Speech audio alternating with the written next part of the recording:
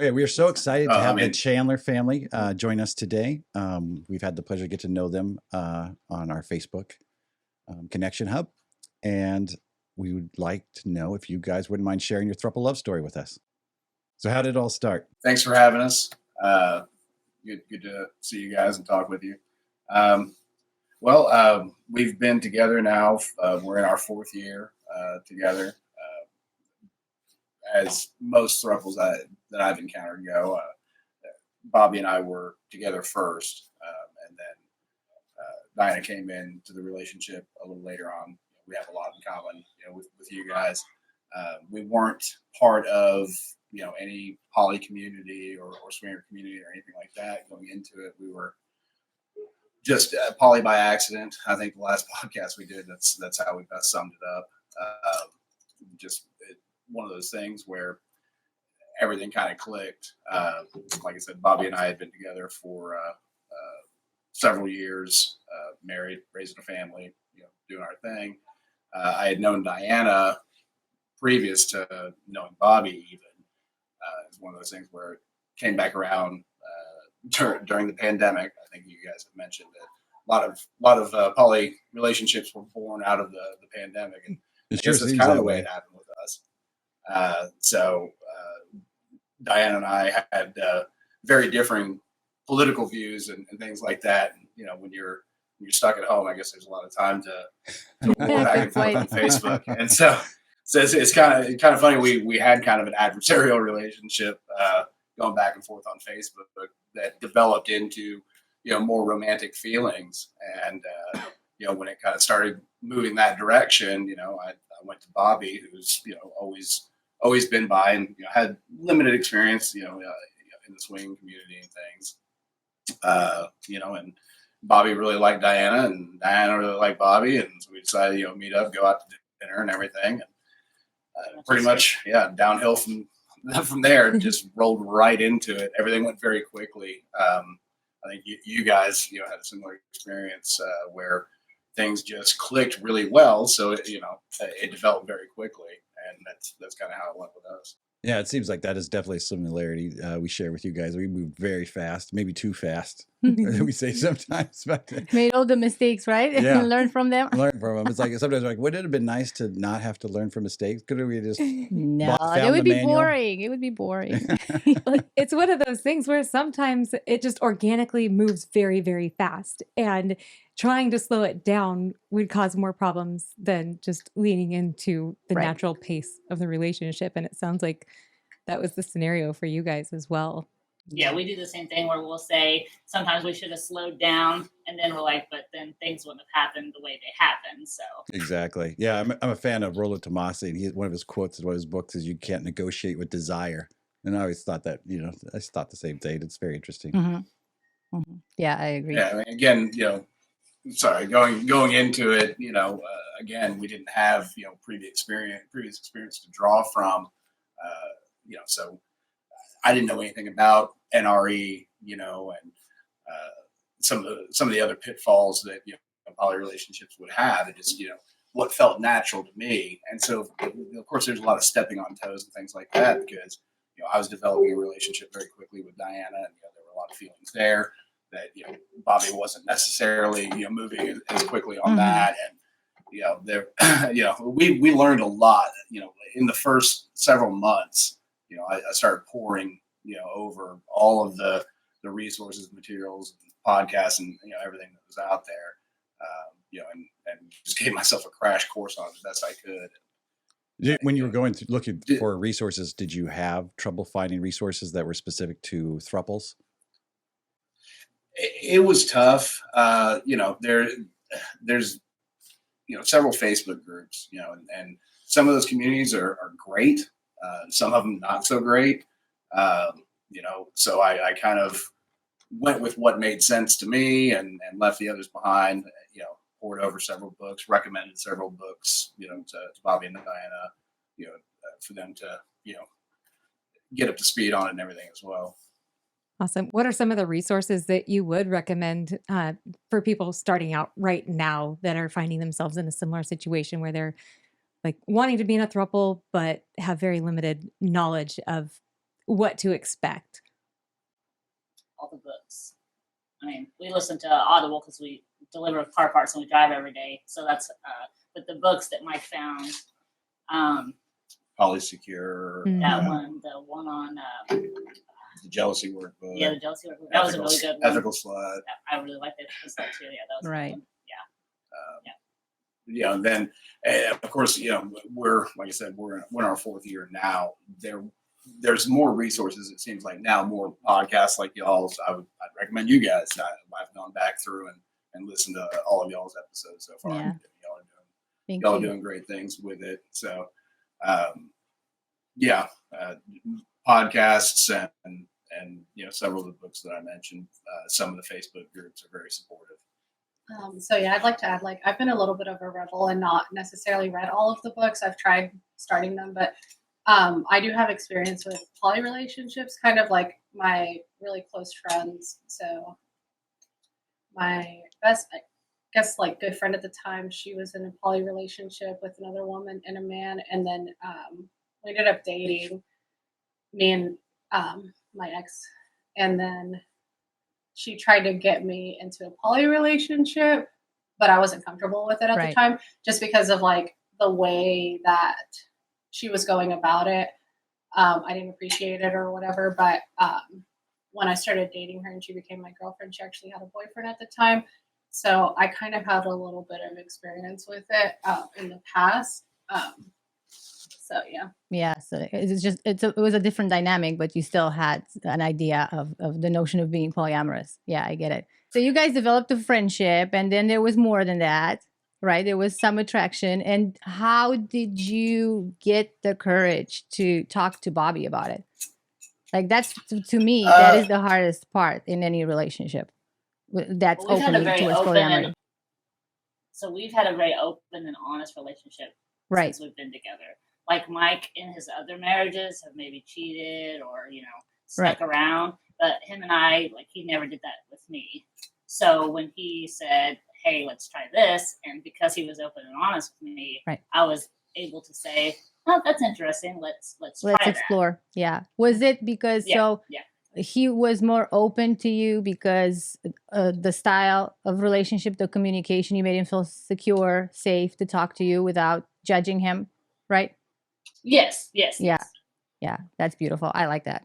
Bobbi, were you open to the idea of having a relationship with Diana also from the beginning, or was it just kind of interested in the sexual aspect? It was at first, I was like, the sex would be good. Let's just keep it at that. Yeah. But then when Mike started developing feelings, then, I'm like, well, we could, be a V, and then he was like, well, I don't want a relationship like that. So it kind of started like that. Mm-hmm. But then I started developing feelings for Diana more than just the sex. And so that's where we're at now. Okay. So this is super interesting. Mike, why didn't you want to have a V relationship? Well, for me, I don't know. For me, I never considered a V. It didn't make sense to me in my mind. Mm-hmm. I wanted, I don't know, an all-in relationship. I didn't want to feel like I was benefiting any more than either, Diana or Bobbi. That's so interesting. Yeah. I get two relationships and they've still only got one. It just didn't make any sense to me. So. Okay. Yeah. I like that. I love meeting people with different ideas. What everybody needs something different. We started as a V. For us, it was completely different. You wanted to have just a V, and then we ended up being a throuple. Yeah. Yeah. And I was fine with it. By the time we got to that stage, but in the beginning, I just didn't see. Yeah. How could that possibly work? Right. It was the opposite. Yeah, it was the opposite. But there's just, to me, I don't know. I really get off on the conversion. I love seeing Bobbi and Diana, interacting in their daily lives, just, small little things. It's mm-hmm. cute. And I just love to see them in love, and, it's just love all around. That's awesome. So how accepting were the kids? What was that transition like with your guys' kids? And how old were they, just for the audience's benefit? So we have a lot of them. I have 3 older children. from my previous marriage, and Bobbi has 2 from a previous marriage that live with us. My older 3 are 26, 25, and 22 now. Yes. And very liberal minded, as young adults often are, and they're still coming around. They're accepting of it, I guess, to the extent of I think that they're uncomfortable with the idea that their dad is progressive. Interesting. Maybe That's more it. progressive than they are. They can be progressive, Yeah. and they'd want you to be accepting, but it's harder to. That's funny. That's interesting. Right. Yeah, she was on the other foot. Well, and that goes, the rest of our families, as well, extended family, parents and everything else too. I've found that overwhelmingly, the more conservative members of our friend groups and families have been more accepting than the self-proclaimed liberal people. Mhm. So it's been interesting. But then the now 12 and 14-year-old, soon to be 13 and 15. So they've been in it. We've all been living together for three and a half years. So they were, what does that make it, 10 and 12 at the time. And I don't know. I think their initial reaction. You guys probably interacted with them more during that. So what was y'all's take on it? I mean, because I am divorced from their dad, so he obviously has a new wife, so they're used to the stepmom aspect. Right. So when I introduced Diana, they just were like, okay, great, we have another stepmom. Like it wasn't a big shock to them or anything like that. Yeah. Yeah, We I think, find that to be very common. Like there's so many marriages that didn't work out. There often kids end up with 4 parents, or so it's not so unusual. For them, there's no difference how they got a second mom or a second dad. Bobbi, was there Apparently any it's very rare in issues the with UK. the ex-husband? No, I mean not that we were all living together. Surprisingly, He was just like, whatever you want to do is your business, as long as the girls are taken care of, because we have them full time. That's nice. That's all I care about. Yeah. I feel like if anybody had the right to have an opinion, it was like Josh, because his girls were living with us. Or whatever, but like he was totally cool. I mean, for the most part, like I feel like he likes me. Like just the things that I hear about. I've never met him, maybe like once, but the things that I hear about that he says about me are like he never talks bad about me. Right. So Nice. that's amazing. And then Chloe and Madison definitely helped me feel like part of the family. Like they're just really kind, sensitive girls. And like when I first met them, they were still really little and they were just so loving. That's beautiful. Like I don't have any kids, but Sharon, Josh's kids have never made me feel like I'm an outsider. I feel like I'm part of the family. So it's nice. The kids do that. They accept more parents, more love very easily, especially when they're younger. Yes. And then you guys added another one as well, correct? Yes. A recent addition? Yes, he is almost 9 months. Yay! 9 Congratulations. months old. Yeah. Nice. Thanks. Thank you. Yeah, that was the first thing that Definitely a stood out when I sacrifice. saw that's how I met you guys on a Facebook group, and I saw the picture of the beautiful family, and it's like you guys are so Yeah. open. Your Christmas photos out there with all your kids. It was just something. It was just very beautiful. Yeah, that's nice. Yeah, no, it's been great. Like I said, it's gone very fast, and not to sugarcoat everything. It's been tough. The throuple dynamic is difficult, especially moving as fast as we did and cohabitating everything. I mean, we went from a married couple to a throuple with Diana, Right. and within a few months we were living together. By that was 20. We were living together by 2020. the end of 2020. 2020 is 28. Yeah, December of 20. Yeah, so everything happened super No, fast. Yeah. We proposed by December 2020. We were married the next year, December of 2021. And then you were pregnant, September of 22? Yeah, it's super Wow. fast. So tell us more about your marital situation. So you say you proposed. Tell us more about that. Like, what is the connection? Who's married to whom? How did you do it? Did you have a wedding? Okay. How was the proposal? Tell us everything. So Mike and I were legally married first. And then because when Diana came in, we were trying to make sure that there wasn't a hierarchy so that like she felt like she had a stake in the relationship, because we were part of groups and stuff, and that's what people were complaining about, that the third person was the unicorn or whatever. Well, we never wanted her to feel like that. So Mike and I got divorced legally, and then we waited our time, and then Diana could choose who she wanted to be legally married to. And so she proposed to me on the legal side. So her and I had a ceremony. So we are legally married. Yes. And then the three of us had a ceremony, just with our friends and family, and committing ourselves. That's to amazing. each other. That is very unique. Like when I heard that, I was like, oh my God, that is progressive. That's the word. I love it. I love it. Yeah, that is beautiful. So I'm curious, how does that work then with the baby? Like I know I heard that one story of that throuple that adopted a baby together where all three were on the birth certificate, but how does that work for you guys? In Oklahoma, they don't do that. So it has to be two parents. And because Diana and I are legally married, her and I are on the birth certificate. Okay. Right. But we will do an adoption where it says all of us are his parents. So you're able to do that. We don't need that. And we can do that if we wanted to, but for all, we are his parents. Expensive. So. It's expensive to get a family attorney and then do the legal adoption. And either way, Mike could prove paternity through a DNA test if anything happens. So I see. I don't see that being necessary. But I definitely had a lot of growing to do because I've never been married. I've never had a long-term serious relationship. So you got to do it all in one go. Let's take on the hardest challenge possible.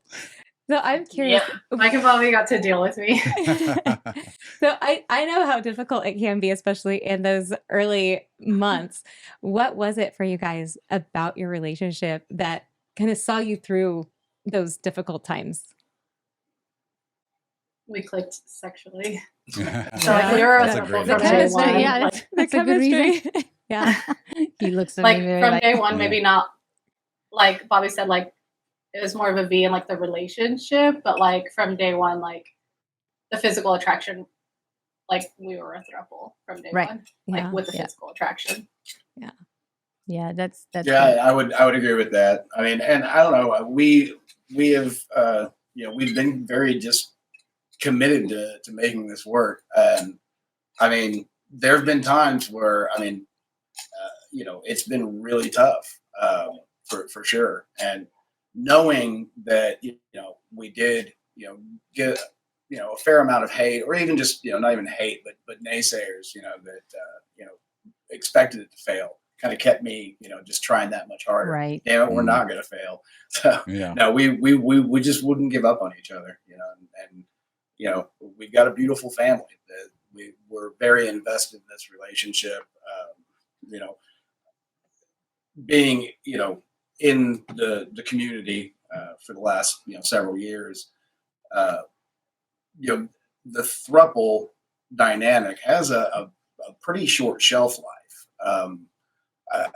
I'd say that at going on 4 years, we're one of the senior throuples in most of the Facebook groups that we belong to.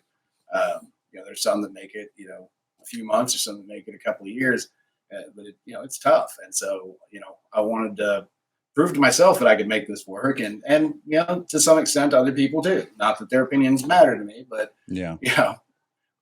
No, we did the same thing. I remember right in the beginning we said, let's burn the ships. I think we talked about it on a previous episode. Nobody's looking at the exit door. It's always, how do we fix this? How do we get better at our relationship? And that's pretty much what's got us through it too. We were interviewing the traveling throuple.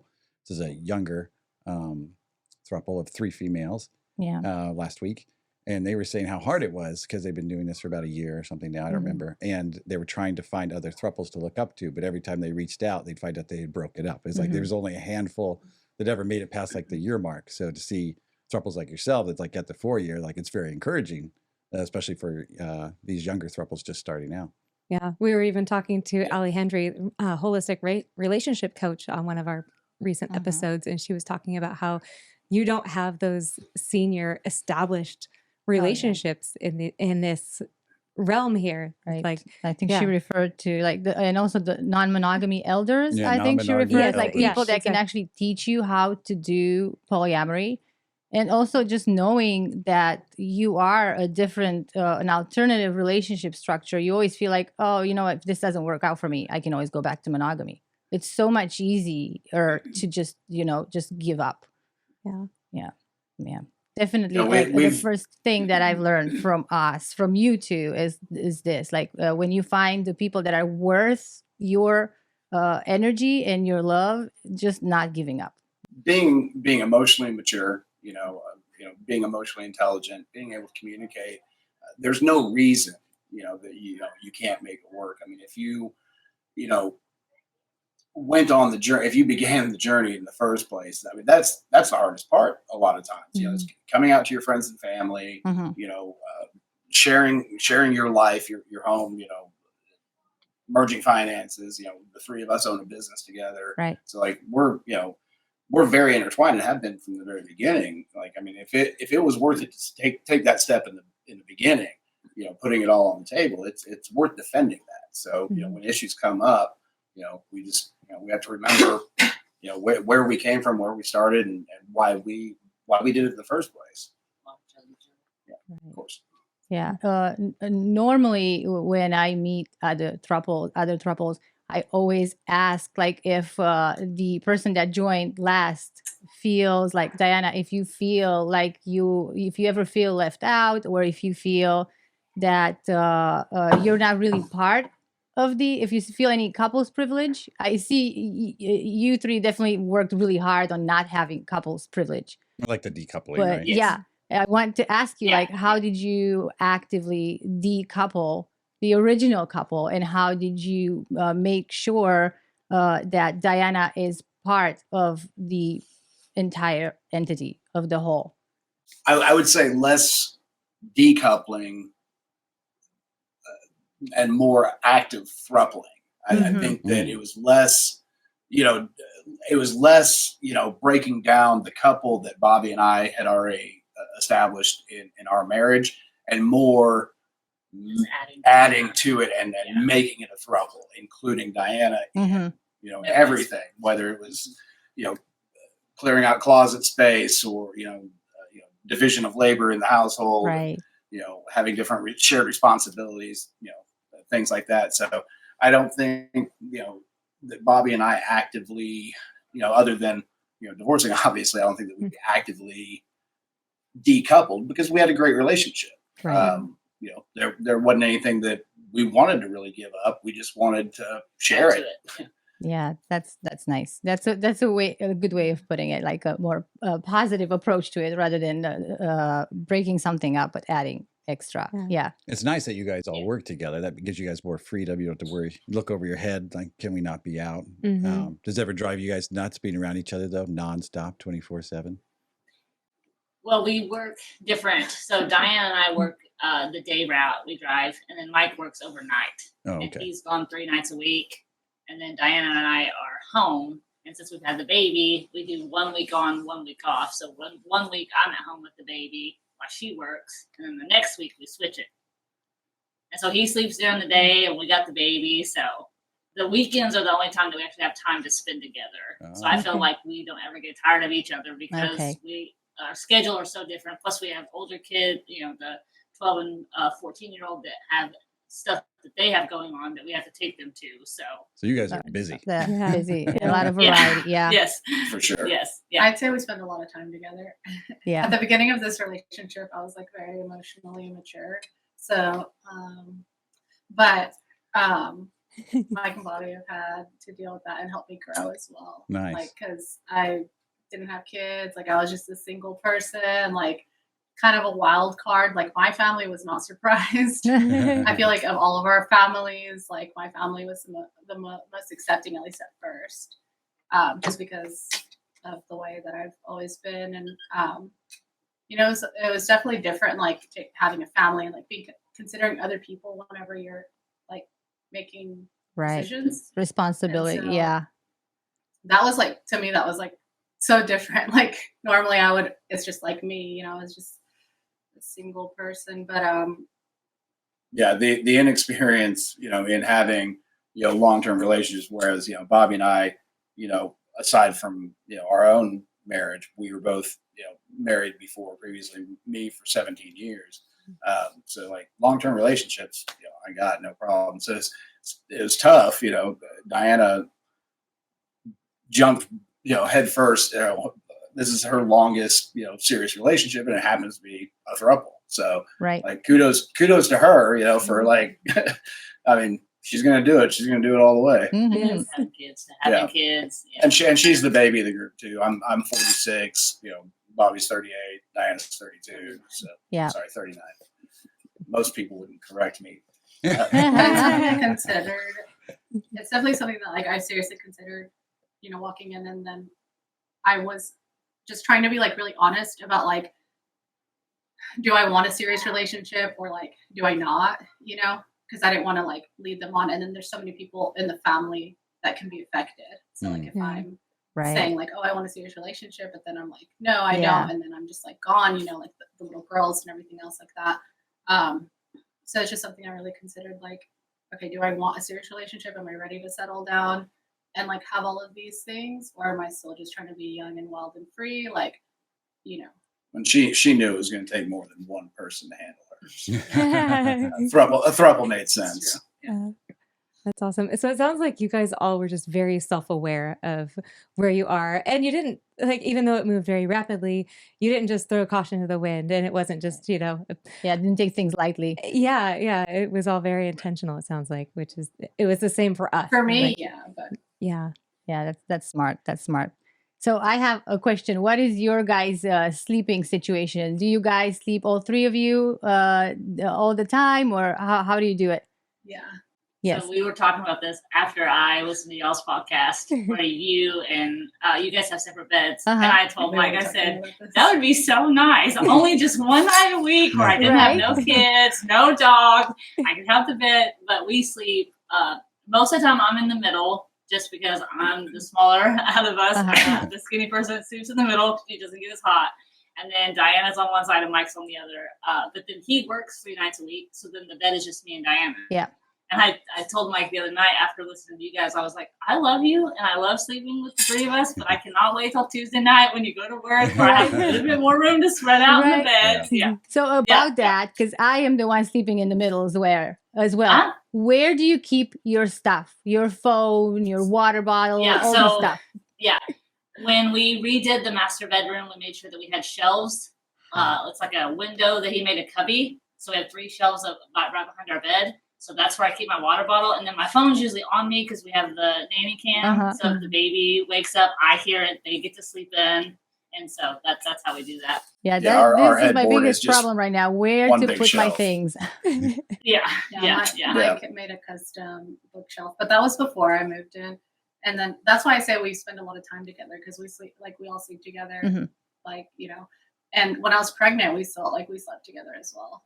Like there was a time when I was like really big that I think like Bobbi would sleep in the guest bedroom or like vice versa. But with the kid, I sleep with Chloe, our oldest daughter, because she has a queen size bed too. So she'd have one half and I'd have the other. But Mama D needed the most room because she was carrying, you know, the baby. So and that was actually was really kind of sealed the deal for us. Speaking of the sleeping arrangement. As a throuple, that's when we knew that it was serious and we were moving forward. We bought like a $10,000 Sleep Number king size bed because that's commitment right there. So like we made a major investment very early on, and like, okay, well, we're stuck with each other. Remember my time when we first got together, we had a queen size bed and we were all just like basically cuddling every night. But I was only coming over like on the weekends. I think when the girls were at their dad's because we didn't know like where the relationship would go, and I didn't want to get the kids involved unless it was serious. Yeah. but yeah. We had a California after- king at first, I think, Yeah. until we realized that the king was wider than the Mhm. California king. So then we went with the kings after that. You turn it sideways. Yeah. I don't know about You you, turn it Josh, but sideways. I'm 6 feet tall. I can handle the king size bed sideways. We switch it that way just because it gave us like 4 extra inches or Oh yeah, something. it makes all the Yeah. difference. That 4 inches. Mhm. We were sliding off the Mhm. sides before that. We're waiting. We're hearing they're going to make something bigger soon. I heard there's an Alaska king. Alaska Yeah, who was king. telling us that? Was it the Oh, Rupples? I one need of the that. Somebody was couples telling us about an Alaska king, which is wider than a regular king. There Nice. should be a Well, Texas king. we're looking to buy a house, and so the master bedroom that we're looking at needs to be able to be big enough for all 3 of us to have space. Yes. Mike lived at this house, this was his starter home 25 years ago. So Diane and I have come into the house, and so I made where she had her space in the bedroom, and then I share with the girls because it's easier to get dressed with them because the 14-year-old wears my clothes, Right. so it makes it easier. And then, but when we buy our house, we want to have room for where we're all sharing the space together. Right. Yeah. We're essentially going to have to custom build a home and have Right. a Yeah. bed custom We've talked made. about that too. Like we dream about this huge, ginormous walk-in closet and a shower that can fit all of us and all of Yes. that. If there's Yes, any, that would be nice. if there are any home builders listening to this, Yeah. Yes. and you want to start working Yes, on floor yes. plans, There is a for market. Rupples, there's a market. Yes. Every Yep. couple we've talked to have complained about closet space. Yes. There's never enough closet space. Yes, it's a huge yes. Yep. Yes. And the master bathroom, it's going to have needs Yeah. that are Yeah. just different from. You need at couple. least a double shower, the way Yes. I see it. There's Yeah. always Yes. going to be 2 people. that is a good idea. Yeah. yeah. And Yeah. the jacuzzi tubs in the bathroom only hold 2 people at both. so Yes. it's Oh not a God. Yeah. 3-person. That's so hard. Yeah. Yeah. we need to work on this. This is a serious problem that needs to be Serious solved right problem. now. And we need beds made that have water bottle holders Mhm. and cell phone in the holders middle, in the middle. Yes, please. a phone Yep. plug, all of that. So Bobbi and Mike, you guys had both been parents in dyads before. What is it like having a baby where there's 3 parents? Remarkably easy. Initially I was concerned. I was worried that there'd be, stepping of toes and things like that. So, but really, I mean, it's gone great. Would y'all agree? Yeah, I would. I mean, it's much easier. I mean, I had the girls, in a monogamous relationship, so where their dad had worked away from home, so I was the primary person, and that is a bit overwhelming. So when we have a baby in a throuple, there's 2 other people I can choose from and say, hey, I need to go get my nails done, so I can have time alone. Can you watch the baby? And that's so much easier than it was when I was, just in a monogamous relationship. We were Don't out even yesterday just, and it was freezing. We got out of our Suburban and Liv's putting jackets on the kids. And I look over at Charlie and say, sure, it's nice to finally have a parent in this family. It takes a village. Yes, It was does. cold. We were all Even running. through the pregnancy, just, making sure that there was somebody there for every appointment with Diana and, now, the baby's here, making sure that somebody's always available to take him to a doctor's appointment or, whatever he needs. Of course, as he continues to grow, I'm sure it'll be, just that much easier having all hands on deck. Yeah, it's sure nice to as have the far extra as- support. Yeah, and I mean, just division of labor, Mhm. washing bottles, changing diapers, all that. It makes it a lot easier to Yeah. have all that extra help. Mhm. And of course, our 12 and 14-year-old girls are great too. They're wonderful big sisters that do a great job, pitching in. Now, I remember hearing before you guys talked about weekly check-in meetings. Is that something you guys still do? Not near as much as we used to. I think that we've hit a pretty comfortable point in the relationship that I don't know that it's as necessary as it was in the beginning. It was certainly necessary in the beginning. We made a point of doing that, and we went to poly-friendly therapists and things like that to kind of smooth out all the rough edges of a developing relationship. But I think we've kind of settled into a comfort zone where none of us has as much problem expressing, if there's an issue. You found your stride. Your groove. Yeah. I'd say it was like that for us too at the beginning. It was about a year of weekly meetings, but now our weekly meetings turned into more, we just keep talking about the podcast. It's not really problems anymore. Well, I think, initially, in the beginning of the relationship, it's necessary to kind of have that safe space to be able to check in with each other and carve out that time. What we fell into, and what I think a lot of other poly relationships fall into, is you don't want to be the one that's rocking the boat. Mm-hmm. You don't want to be the one person bringing up the problems or whatever. If everything seems to be going okay, you don't want to be like, I've got this problem. So, it was necessary to be able to just have that safe space earlier on. But now we bring up problems with each other all the time. Take out the trash, pick up your socks. Yeah. Well, it sounds like from what Diana was saying earlier, like this has spurred on a ton of growth, like personal growth, probably for everybody in this throuple. For sure. What was, you guys did some therapy or counseling, anything like that in the beginning? Yeah. We, the first probably 2 years of the relationship, we did weekly therapy, just kind of working through, jealousy issues and just everything you guys, I'm sure, know all the different, little issues that you run into, developing a 3-person relationship. And so, for the first couple of years, weekly, like it was church. Was it difficult to find a therapist that was good with working with a throuple? Like, did you find that they had a lot of monogamous assumptions and tendencies? Yeah, that's why we went through a couple first. So with BetterHelp, not that they're being they're not a sponsor or anything, but BetterHelp actually gave us the option to make sure that they were, LGBTQ plus friendly, and that if you had any other, things that you wanted to add, you could, and then the therapist would know that that's, your preference, and then he was totally cool. So it was really nice to be able to find someone that, didn't question us or make us feel like we shouldn't be doing what we're doing. Awesome. Right. Yeah. I'd say that was definitely a challenge, finding a therapist that even knew about a throuple and stuff like that.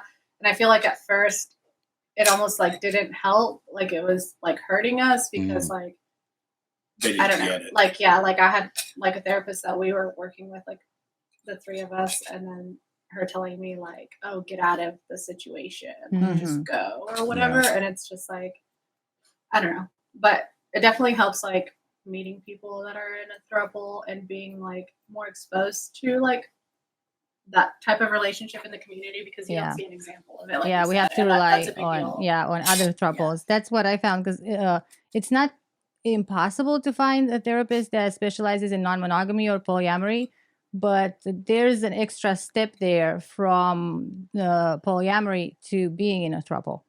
There's a completely different dynamic. It's not a couple anymore, and there's certain elements there that have, as a therapist or a coach, you have to know how to apply those. And if you don't have the experience of throuple therapy, then I don't think it's going to work out. I don't think you can have a therapist to be able to apply the notions that they would apply on couple therapy to throuples. They have to specialize in throuples, from my experience, because it's a completely different dynamic.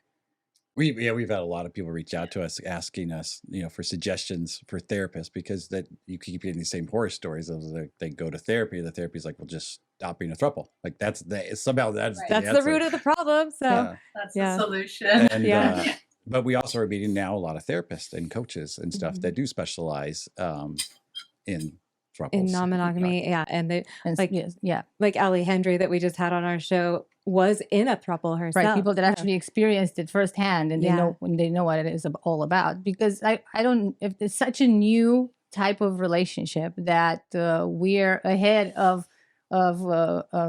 programs and accreditations that you can get as a therapist or coach to work with throuples. Do we tell about the directory? Yeah, let's do it.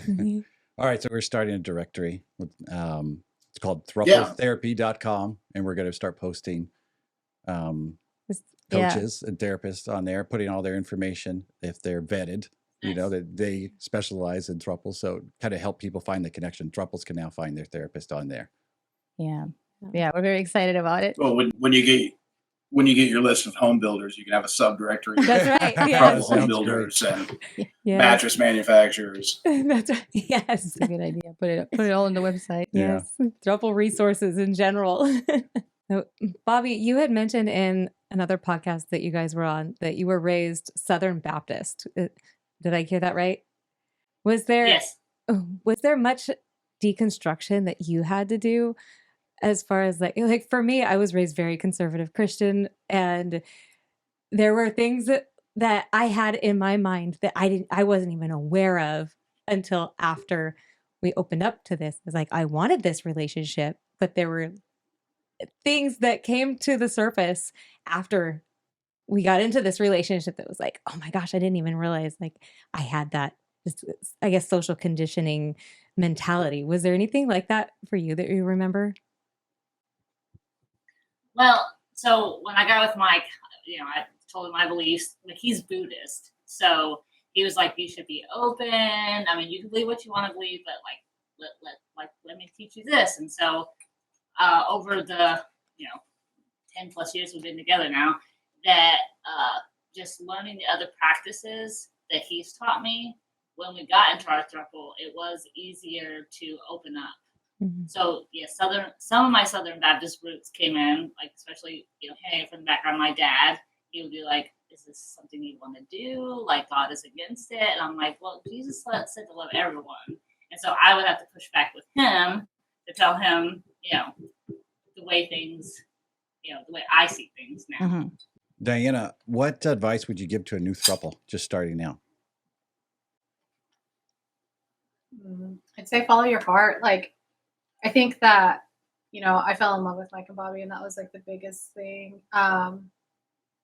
It's got to be more than just a superficial reason why you want to be together. If you want to make it last, I mean, if you just want to have fun, then, be transparent about the things that you want in your relationship. Nice. Yeah, it's great advice. Mm-hmm. Mike, what things drive you nuts about living with two women? You can be honest. Oh, wow. Earmuffs, women. Oh, you just put earmuffs on. Well, I've got 4 daughters also. Oh, so I'm surrounded. No, it's great. I've got 2 women who take great care of me.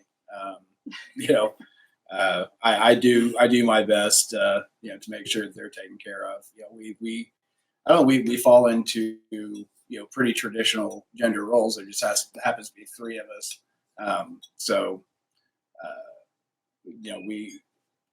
We get along really well. Nothing really drives me nuts. Other than, the amount of toilet paper we go through. There's really nothing. I enjoy a pretty peaceful existence most of the time. Nice. Surprisingly. Well, in closing, what is your favorite thing about being a throuple? You guys, just for all of you. Just sharing the love. I love being able to share the love with each one of them. It's fun. Yeah, just doing life together, just sharing all the experiences, going on vacation together, raising our kids, building a life, the same things that you would enjoy with, about being with one partner, or 10, just doing life with the people that you love. Yeah, that's beautiful. Thank you for sharing your story and your experiences. Thank you for having us.